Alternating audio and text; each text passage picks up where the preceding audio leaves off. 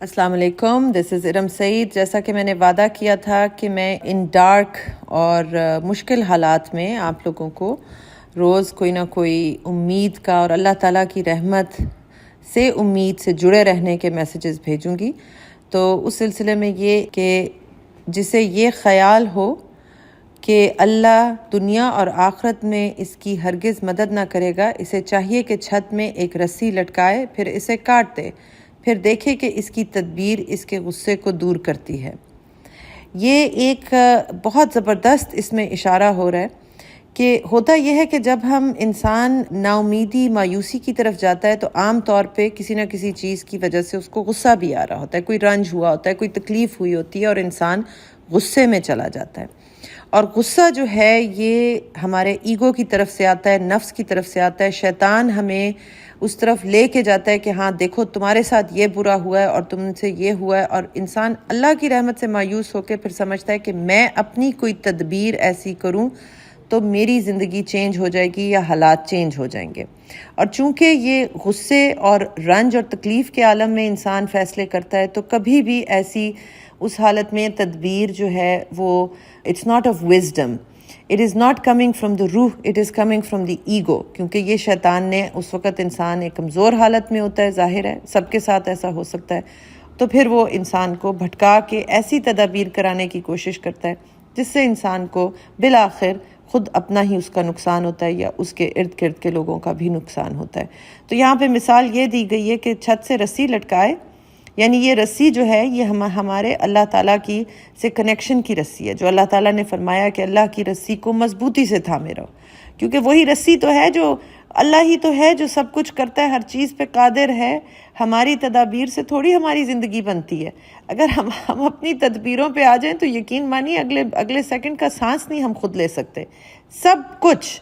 کوئی پتا بھی اس دنیا پہ اس کائنات میں نہیں ہلتا جب تک اللہ کی مرضی نہ ہو۔ ہر تدبیر، ہر چیز اللہ کے ہاتھ میں، ہر چیز پہ قادر ہے وہ۔ تو جب ہم اگر یہ رسی سے کٹ گئے تو پھر ہم سمجھ رہے ہیں ہم اب تدبیریں کریں گے، تو یہاں پہ اس طرف اشارہ ہے کہ پھر دیکھو وہ رسی چھت سے لٹکا کے کاٹ کے دیکھو اب کس طرح تمہاری تدبیر کچھ اس سچویشن کو تمہارے لیے ریزالو کرتی ہے۔ تو یہ بہت اسٹرانگ اشارہ ہے اس طرف کہ اپنے آپ کو غصے میں مت جانے دو، اپنے آپ کو اس سچویشن میں مت جانے دو جب انسان کی جو عقل اللہ نے دی ہے، جو وزڈم دیا ہے، وہ بند ہو جائے اور انسان جو ہے وہ شیطان کے ہاتھ میں کٹ پتلی بن کے ایسی چیزیں کرنے بیٹھ جائے جس سے اس کو نقصان ہوگا۔ ابھی ریسنٹلی میں نے یہ لانچ کی ہے ایک کیمپین سمجھ لیں، کیونکہ مایوسی کی انتہا ہو چکی ہے، اور جب میں نے اناؤنس کیا تھا کہ ایک میرے دل سے ایک پکار نکلی ہے جو ایک پاکستان کی خدمت میں ملی نغمہ پیش کرنے جا رہے ہیں ہم لوگ 14 اگست کو، وچ از کالڈ مٹی کی پکار، جس میں basically message is just about unity and faith in Allah. اور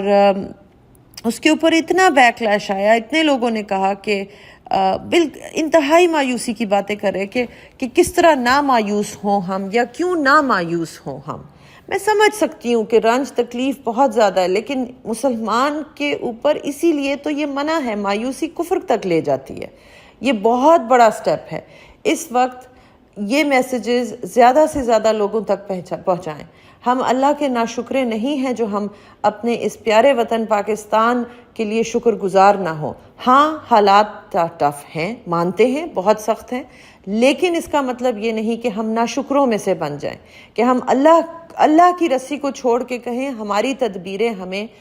ہمارا بیڑا پار کریں گی۔ No, we are going to submit to Allah. جب تمام تدبیریں ہماری لگیں کہ ناکام ہو گئی ہیں تو یہ انڈیکیشن ہوتی ہے اللہ تعالیٰ کی طرف سے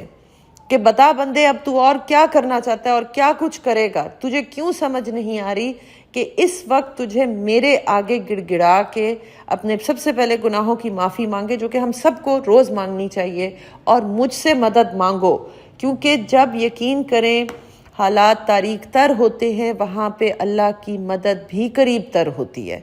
اس وقت اللہ کے حضور گڑ گڑا کے اس سے مدد مانگے، کبھی بھی اس کی رحمت، اس کی مدد سے مایوس ہم نہیں ہو سکتے۔ اللہ تعالیٰ پاکستان کو پائندہ باد رکھے، زندہ باد رکھے۔ اللہ تعالیٰ پاکستان کو دنیا کی بہترین قوموں میں سے بنائے، انشاءاللہ آمین۔ اسی بات پر ایمان رکھے۔